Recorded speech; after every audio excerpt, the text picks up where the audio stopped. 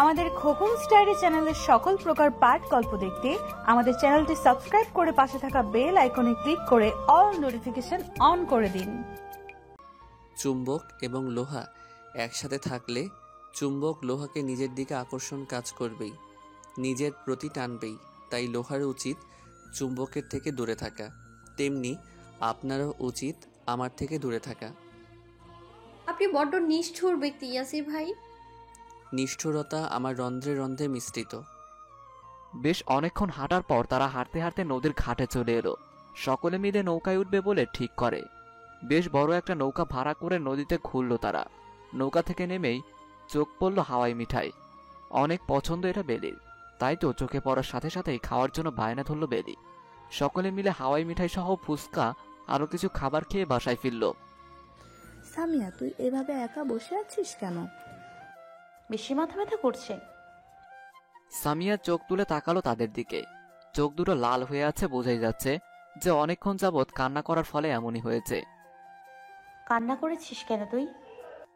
এক নাগারে বলে উঠল বেলি আর সাজিয়া। ইয়াসির ভাই কি আমার ভালোবাসা কখনো কবুল করবে না? তুই মন খারাপ করছিস, সব ঠিক হয়ে যাবে। তোরা আর আমাকে আশা দিস না, আমি আর তোদের মিথ্যে আশা নিতে পারবো না। তুই আগে কান্না করা বন্ধ কর, মুড ঠিক কর। আমি ইয়াসির ভাইয়ের সাথে কথা বলে দেখব। তুই যা, ফ্রেশ হয়ে আয়। তোকে এই অবস্থায় কেউ দেখলে হাজারটা প্রশ্ন ছুড়বে। বসার ঘরে খাওয়ার পর্ব শেষ করে সকলে বসে আছে, শুধু উপস্থিত নেই সামিয়া। মাথা ব্যথার কথা বলে আগেই রুমে চলে গিয়েছে। রাজিয়া বেগম বেলিকে বললেন সামিয়াকে ডাকতে। চাচি, সামিয়ার তো মাথা ব্যথা। কিচ্ছু হইব না, তুই সামিয়াকে ডেকে নিয়ে আয়। বেলি সামিয়াকে ডাকতে চলে গেল। চিন্তা করতে লাগলো কি এমন হয়েছে যে সামিয়াকে এখনই ডেকে পাঠালো। সামিয়া যখন ক্লাস 10-এ পড়ে তখন মিতা বেগম তার ছেলে নিহালের জন্য সামিয়ার হাত চেয়েছেন। সামিয়াকে ছোটবেলা থেকেই খুব ভালোবাসেন। বলতে গেলে তিনি আগে থেকেই ভেবে রেখেছিলেন যে সামিয়াকে নিজের ছেলের জন্য চাইবেন। তাই তো বড়রা সকলে মিলে দুজনের বিয়ে ঠিক করে রাখেন। এই যে সামিয়ার এইচএসসি এক্সামের পরে বিয়ে হবে, বোনের কাছে মেয়ে দিবেন বলে মোর্শেদ হোসেনও আপত্তি করেননি। তবে রাজিয়া বেগম প্রথমে দ্বিমত পোষণ করেছিলেন যে আত্মীয়ের মধ্যে এইরকম সম্পর্ক তার কাছে ভালো লাগে না। তাছাড়া তিনি মেয়েকে নিজের পায়ে দাঁড় করানোর পর বিয়ে দিতে চান। তিনি মনে করেন আত্মীয়ের মধ্যে সম্পর্ক না করলেই ভালো। তবে সকলের বোঝানোর পর তিনি এই বিয়েতে রাজি হন। মোর্শেদ হোসেন স্ত্রীকে বোঝান, মেয়ে ফুপুর কাছে থাকবে, এটা তো ভালো কথা, নিশ্চিন্তে থাকতে পারবেন তারা। মেয়ে শান্তিতে থাকবে, আর ভালো ছেলের কাছে কেই বা না চাইবে মেয়ে বিয়ে দিতে। অবশেষে রাজিয়া বেগমও রাজি হন। সবকিছু ঠিক থাকলেও তারা বাচ্চাদের মতামত নিতে চাইলেন, তাই তো সামিয়াকে ডেকে পাঠালেন। সামিয়া, তুমি কি এই বিয়েতে রাজি? সামিয়াকে জিজ্ঞেস করলেন রাজিয়া বেগম। সামিয়া এক পলক ইয়াসিরের দিকে তাকালো। না, লোকটার কোনো ভাবান্তর নেই। সামিয়া চুপ থাকলো। একে তো নিজের ভালোবাসার মানুষকে কাছে পেল না, তার উপর আবার বিয়ে। প্রতিটা মেয়ের জন্য খুব কষ্টের মুহূর্ত এটা। নিজ বাড়ি ছেড়ে অন্য বাড়িতে যেতে হবে, আপন মানুষগুলোকে ছেড়ে আসতে হবে। তাই তো সামিয়ার চুপ থাকাকে সকলে সম্মতি ভেবে নিল। সামিয়া এক দৌড়ে রুমে চলে গেল। সকলে ভাবল হয়তো লজ্জা পেয়েছে, অথচ কেউ তার বুকের ভেতরের রক্তক্ষরণ দেখতে পেল না। বুকের ভেতরে চলতে থাকা ঘূর্ণিঝড় কেউ টের পেল না। মন ভাঙার আওয়াজ কেউ পেল না। বুকের ভেতর যে তাণ্ডব চলছে তা কেউ লক্ষ্য করল না। নিহালকে জিজ্ঞেস করা হলে সেও কিছু বলে না, জায়গা ছেড়ে চলে যায়। দুই পরিবার বেশ খুশি। অবশেষে ছেলে মেয়েদের হাত এক করে বিয়েটা হবে। রাত গভীর, ঝিঝি পোকার আওয়াজ শোনা যাচ্ছে। নিস্তব্ধ রাত, মৃদু বাতাস বইছে। সকলে নিদ্রায় ডুব দিলেও ডুব দিতে পারে নাই এক কন্যা। সামিয়া নিজেকে অনেকক্ষণ যাবৎ আটকে রেখেছে। বেলি আর সাজিদা তাকে অনেক বুঝিয়েছে, বলেছে যে লাস্টবারের মতো তারা ইয়াসিরের সাথে কথা বলবে। এইবার ইয়াসির না বললে তাকে নেহালের সাথে বিয়ে বসতে হবে। আচ্ছা, ভালোবাসার মানুষকে ভুলে অন্য কাউকে কি গ্রহণ করা খুব সহজ? যারা ভালোবাসার মানুষকে ভুলে যায় তাদের কি বুক কাঁপে না, মস্তিষ্ক অচল হয়ে পড়ে না, হাত পা অবশ হয়ে যায় না, বুকের মাঝে রক্তক্ষরণ হয় না, পাগল পাগল লাগে না, নিজেকে শূন্য লাগে না? প্রিয় মানুষের কথা ভেবে কি চোখ দিয়ে জল গড়িয়ে পড়ে না? একটা বার কি প্রিয় মানুষটার কথা মনে পড়ে না? পৃথিবীতে সবচেয়ে কঠিন কাজগুলোর মধ্যে একটা হলো ভালোবাসার মানুষকে ভুলে থাকা। এই কঠিন কাজ আর 10টা মানুষ করলেও সামিয়া করতে পারবে না, আর করতে চায়ও না। যে করেই হোক আজ এই লোকের সাথে একটা বিহিত করতেই হবে। সামিয়া ইয়াসিরের রুমে প্রবেশ করে চোখ বুলালো পুরো রুমে। কোথাও ইয়াসির নেই। বারান্দা থেকে সিগারেটের গন্ধ আসছে। সামিয়া বারান্দায় যেয়ে দেখল ইয়াসির আকাশের দিকে তাকিয়ে সিগারেট খাচ্ছে। সামিয়া দেরি না করে এক ঝটকায় পিছন থেকে ইয়াসিরকে জড়িয়ে ধরল। ইয়াসিরের পিঠে মাথা ঠেকিয়ে দু চোখের অশ্রু বিসর্জন দিল। ঘটনা বুঝতে পেরে ইয়াসির সামিয়াকে এক ঝটকায় নিজের থেকে সরিয়ে নিল। এত রাতে আমার রুমে কেন এসেছেন? আপনার কি আমার জন্য একটুও মায়া হয় না? আমি আপনার কাছে 2 হাত জোড়ে করে বলছি, আমার ভালোবাসাটা মেনে নিন। আমি আপনাকে ছাড়া বাঁচবো না। ভালো ঘরের মেয়েরা রাতের বেলায় অন্য কোনো পুরুষের ঘরে যায় না। আপনি কেন এসেছেন? চলে যান বলছি। ঝাঁঝালো কণ্ঠে বলে উঠল ইয়াসির। আমি যাব না। আপনি প্লিজ এমনটা করবেন না। আমায় ফিরিয়ে দেবেন না, আমি মরে যাব। আমাকে নিজের করে নিন না। বলে সামিয়া আবারও ইয়াসিরকে জড়িয়ে ধরল। বেশ শক্ত করে জড়িয়ে ধরল, যেন ছেড়ে দিলেই পালিয়ে যাবে ইয়াসির। আপনি এত রাতে আমার ঘরে এসেছেন এই কথা কেউ জানতে পারলে কেলেঙ্কারি হয়ে যাবে। আপনার চরিত্রে দাগ লাগবে। নিজেকে সামিয়ার থেকে ছাড়িয়ে সামিয়াকে দেয়ালের সাথে চেপে ধরে বলল ইয়াসির। দাগ লাগুক আমার সর্বাঙ্গ জুড়ে, ছেয়ে যাক শহর জুড়ে আমার নামে দুশ্চরিত কালি, তবুও আমার আপনাকেই চাই। আপনাকে পেতে সকল কলঙ্কের দাগ মাথা পেতে নেব আমি। শুধু সব কিছুর ঊর্ধ্বে আমার আপনাকে চাই। আপনি কেন বুঝেন না আমি আপনাকে ভালোবাসি না? আপনি কেন আমার পিছে পড়ে আছেন? আপনি প্লিজ বিয়েটা করে নিন। আমি আপনাকে গ্রহণ করতে পারবো না। লাস্টবার বলছি, আমার থেকে দূরে থাকবেন। ফার্দার আমার পিছন পড়ে থাকলে কিন্তু অনেক খারাপ হয়ে যাবে। আর শুনে রাখুন, আমার জীবনে অন্য কেউ আছে। Is that clear? বেশ জোরে চেঁচিয়ে বলল ইয়াসির। সামিয়া কেঁপে উঠল। প্রিয় মানুষের মুখে অন্যজনের কথা শোনা কি খুব সহজ? না, মেনে নিতে কষ্ট হচ্ছে সামিয়ার যে ইয়াসিরের জীবনে অন্য কেউ আছে। অশ্রুসিক্ত নয়নে ইয়াসিরের দিকে তাকালো। নিঃশব্দে রুম থেকে বের হয়ে গেল। সকাল 8টা। সকলে বেশ খুশি। সকলে মিলে ঘুরতে যাচ্ছে সাদা পাথর, সিলেটের সবচেয়ে ভিজিটিং স্পটগুলোর মধ্যে একটি। বেলি তো আসার আগেই অনেক খুশি ছিল। কত মজা করবে ভেবেছিল, কিন্তু কি থেকে কি হয়ে গেল। তার সবচেয়ে কাছের মানুষের মন ভালো নেই, সেখানে তার মন কিভাবে ভালো হয়? সকালবেলা সে আর সাজিয়ে গিয়েছিল ইয়াসিরের কাছে। ইয়াসির সাফ সাফ তাদের কথা শুনতে বারণ করে দিয়েছে। সকালবেলা ঢাকায় ব্যাক করেছে ইয়াসির। বলেছে কি এক ইম্পর্টেন্ট কাজ চলে এসেছে। কি আর করার, সামিয়াকে বুঝিয়ে রেডি হয়ে নিয়েছে। এখন মনমরা হয়ে থাকলে হাজার প্রশ্নের সম্মুখীন হতে হবে। তাই তো সুন্দর করে রেডি হয়ে নিল। সকলে একসঙ্গে বেরিয়ে গেল গন্তব্যের উদ্দেশ্যে। সকলে সাদা পাথরে পৌঁছে গেল। এতক্ষণ মাইক্রো দিয়ে আসলেও মেইন লোকেশনে যেতে একটা ট্রলার ভাড়া করতে হবে। তাই ট্রলার ভাড়া করে নিল। 15 থেকে 20 মিনিট পর তারা সাদা পাথরে চলে এলো। কি সুন্দর দৃশ্য, যে কারো চোখ জুড়িয়ে যাবে। একদম সরাসরি ইন্ডিয়ান পাহাড়গুলো দেখা যাচ্ছে, সেই সাথে বড় বড় ঝর্ণা। কি সুন্দর করে পৃথিবী সৃষ্টি করেছেন আল্লাহ তাআলা, তাই না? মানুষ মুগ্ধ হতে বাধ্য। যে কারো চোখ এই অপরূপ দৃশ্য দেখে পুলকিত হবার কথাই, তাও যদি প্রথমবার এমন দৃশ্য দেখা যায়। বেলির মনও ভালো হয়ে গেল। সুভাষের হাত ধরে পানির উপরে পাথরে বসে পড়ল। শুধু পাথর আর পাথর দেখা যাচ্ছে। বড়রা কেউ পানিতে নামবে না, তাই ট্রলারে বসে রইল। ছোটরা মিলে পানিতে নামলো। বেশ কিছু ছবি তুলে নিল। সেখানে একটা মার্কেটও বসে। সেই মার্কেট থেকে বিভিন্ন জিনিস কিনল বেলি। সাথে রিদিতাও কেনাকাটা করলো। সাজিয়াও তার পছন্দ মতো কিছু জিনিস নিল। শুধু কিছু কেনে নেয় সামিয়া। মন ভালো না থাকলে কি কিছু ভালো লাগে নাকি? তার কাছেও সবকিছু বিষাক্ত লাগছে। অবশেষে ঘোরাঘুরি করার পর বাসায় ফিরল তারা। যে যার মতো রেস্ট করে বসার ঘরে বসে আছে। আজকের দিনটা কিন্তু বেশ ভালোই কাটলো, খুব মজা করেছি আজ। সাজিয়া আপুর সাথে মাত্রই বমি করেছে। এই দেখো, তোমার একটা সুন্দর ছবিও তুলেছি আমি। বলেই নিশি সাজিয়াকে ছবিটা দেখালো।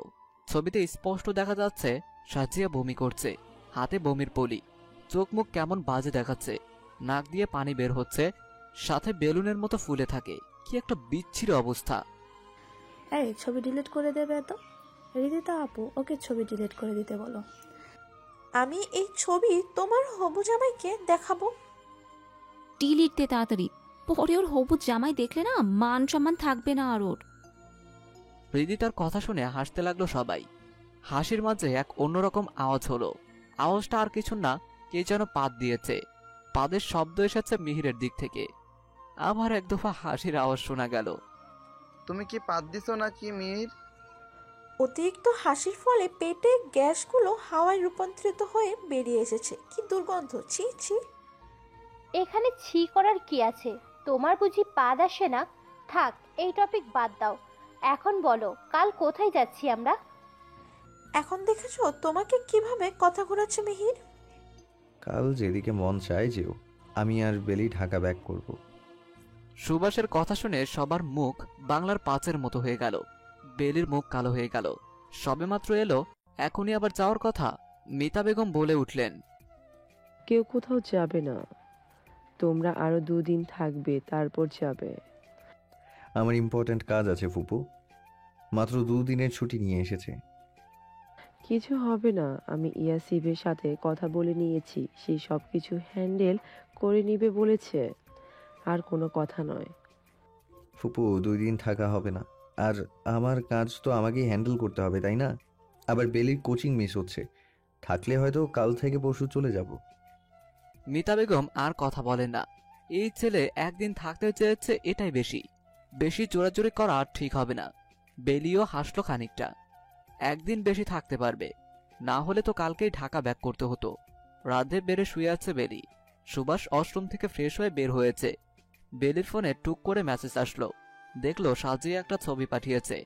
ছবির নিচে লেখা, দেখেছিস সুভাষ ভাইয়া তোর দিকে কিভাবে মুগ্ধ হয়ে তাকিয়ে আছে?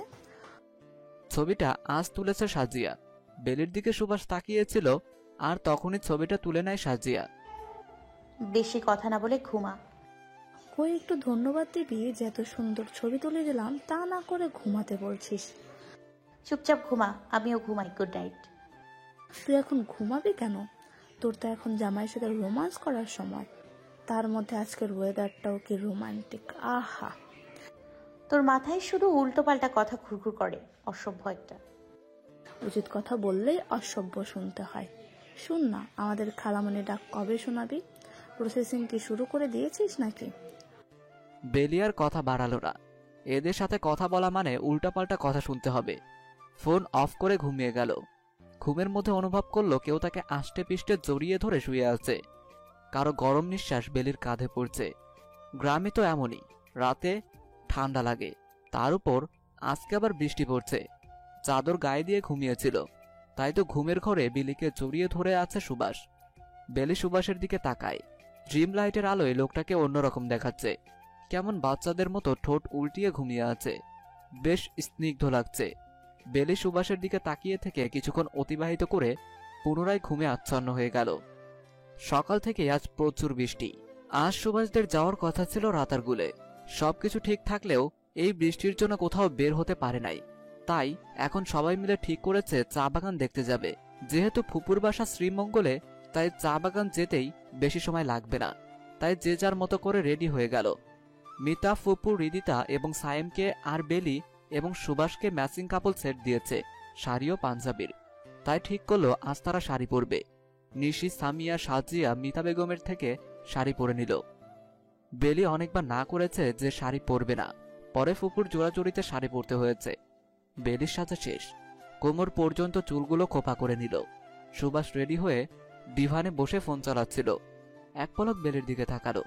পিছন থেকে সুভাষ এসে এক কদম কাছাকাছি দাঁড়ালো বেলির। বেলির পেছন দিক দিয়ে শাড়ি সরে গিয়ে কোমর দেখা যাচ্ছিল, কোমরের ছোট্ট তিল দেখা যাচ্ছে। সুভাষ পিন নিয়ে সুন্দর করে শাড়ি পিন আপ করে দিল, খোপা করা চুলগুলো খুলে দিল। নিমিষেই কোমর অব্দি ঢেউ খেলানো চুলগুলো পুরো পিঠে ছড়িয়ে পড়ল। বেলির আরেকটু কাছে গেল সুভাষ। বেলি চুপচাপ দাঁড়িয়ে দুহাতে শাড়ি খামচে ধরল। যতবার এই লোক কাছে আসে ততবার মনে হয় বেলির প্রাণ পাখি উড়ে যাবে।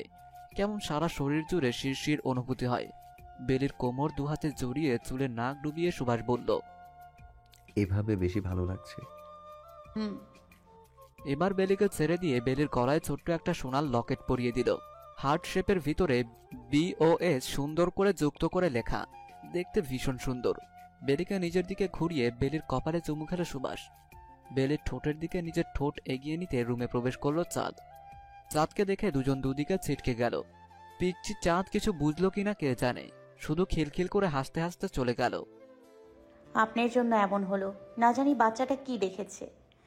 নাক ফুলিয়ে বলল বেলি। দেখলে খারাপ কি? আমার বউ, আমি রোম্যান্স করছি, আর রোম্যান্স না করলে তার খেলার সাথী আনবো কি করে? খেলার সাথী? মুখ কুঁচকে বলল বেলি।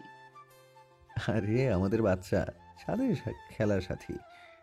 আজারা কথা না বললে কি আপনার ভালো লাগে না? তো তুমি কি চাও আমি আজাইরা কথা না বলে কিছুক্ষণ আগের অপূর্ণ কাজটা পূর্ণ করি? লজ্জা বলে কিছু নেই, স্বামী হইয়া আমি তোমার, বলতে পারো আমাকে। ছি, আপনি দিন দিন লুচুদের মতো কথা বলছেন। আসো লুচুগিরি করে দেখাই। আপনার সাথে কথাই বলবো না।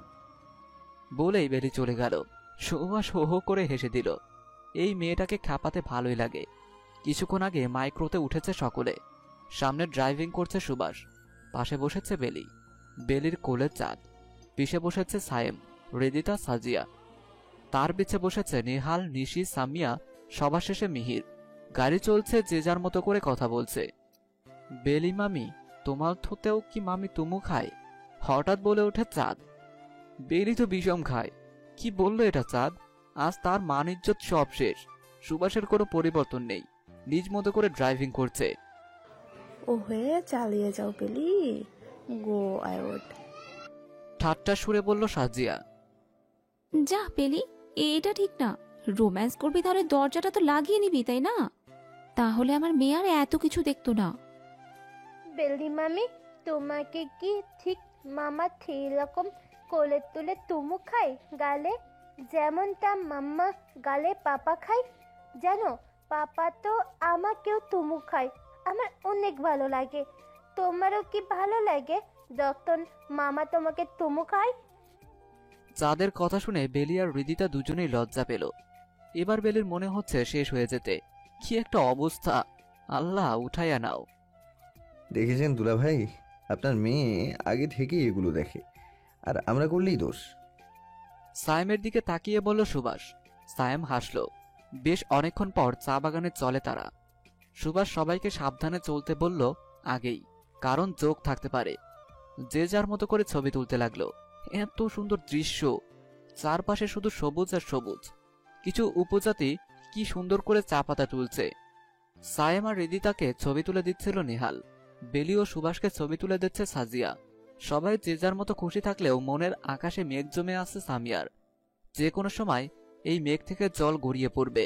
এই যে সামনে দুই জোড়া কপত কপতেই কি সুন্দর কথা বলছে, ছবি তুলছে, দেখতে ভীষণ সুন্দর লাগছে। আজ যদি ইয়াসির ভালোবাসাকে গ্রহণ করত তাহলে তাদের চিত্রও ভিন্ন হতো। তারাও এভাবে সময়টা উপভোগ করতে পারত, কিন্তু তার হলো না। উল্টো অন্যজনের সাথে বিয়ে ঠিক হয়ে গেল সামিয়ার। নিজের ভাগ্যের প্রতি নিজের কোনো অভিযোগ নেই, শুধু হাসি পায়। ইয়াসিরকে তার করে দিলে কি স্রষ্টার খুব বেশি ক্ষতি হয়ে যেত? না, এখানে স্রষ্টার কি দোষ?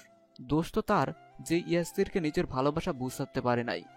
নিজেকে আজ ভীষণ ব্যর্থ মনে হচ্ছে সামিয়ার। কেন একতরফা ভালোবাসায় এত যন্ত্রণা? কবে এই যন্ত্রণার সমাপ্তি ঘটবে? হয়তো সমাপ্তি ঘটবে, নয়তো নয়। সন্ধ্যা ৮টা। বসার ঘরে বসে কথা বলছে ছোটরা, সাথে নাস্তা করছে। তাদের আড্ডার মাঝে মিহির বলে ওঠে, চলো আমরা কানামাছি খেলি। মিহিরের কথা শুনে সকলেই রাজি হয়। বসে না থেকে কিছু করলেও ভালো লাগবে, আর কালকে তো এমনিও বেলিরা চলে যাবে। সময়টা একটু মজা করে নেওয়া যাক। সকলে রাজি থাকলেও রাজি হয় না সুভাষ।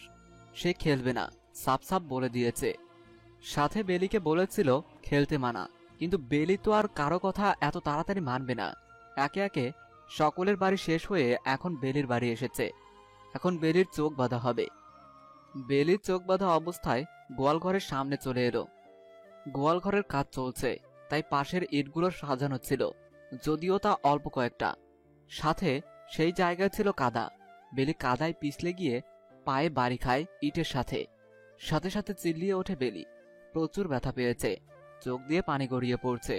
সকলেই উপস্থিত হয় বেলির চিৎকার শুনে। তোমাকে আমি খেলতে বারণ করেছিলাম, ধমকের স্বরে বলে সুভাষ। বেলি আরো জোরে কান্না করে দেয়। নিজের ওঠার মতো শক্তিটুকু নেই।